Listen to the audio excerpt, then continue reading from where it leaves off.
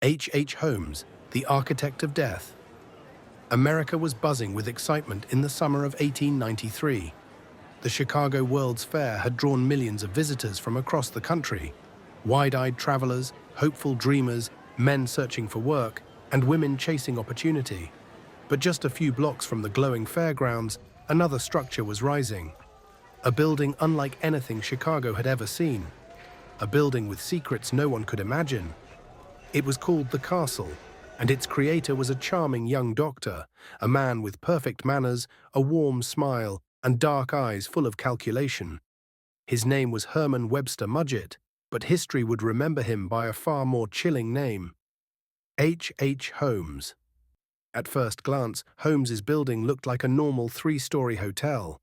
People called it the World's Fair Hotel, a safe place for visitors and workers to stay during the expo. But inside, behind the elegant wallpaper, beneath the polished wooden hallways, Holmes had built a labyrinth of horror: rooms with false walls, hallways that led nowhere, hidden chutes that dropped straight to the basement, peepholes allowing Holmes to watch guests without them knowing, gas lines installed in bedrooms controlled from his office, and the basement filled with torture devices, acid vats, dissection tables, and a furnace large enough to burn a human body. Holmes didn't build a hotel, he built a machine designed for death. The guests who never checked out Holmes welcomed his victims with a smile: young women looking for work, travelers hoping for a room, employees who trusted him, people who never realized they were walking into a trap. He offered them lodging, he offered them employment, he offered them safety, and then, one by one, they disappeared. Some guests were locked inside airtight rooms. Holmes would turn a valve and fill the space with poisonous gas, watching quietly through a hidden peephole as they begged for air. Others were dropped through trapdoors, falling into the basement where Holmes waited.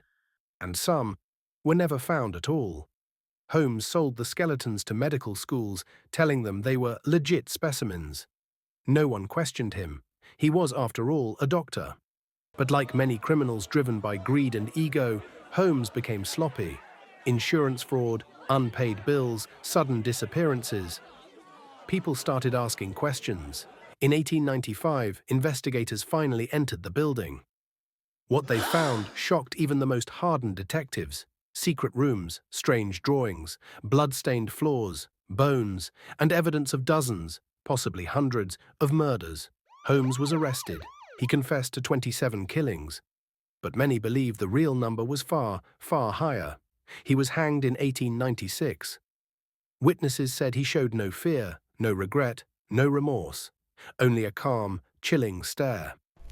The murder castle was eventually destroyed by fire, but the legend lives on. A building designed like a puzzle of nightmares, a man who used charm as his weapon, a doctor who became one of America's first and most terrifying serial killers.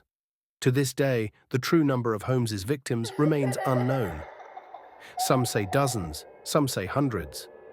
Only one person ever knew the real number: Holmes himself, and he took that secret to the grave.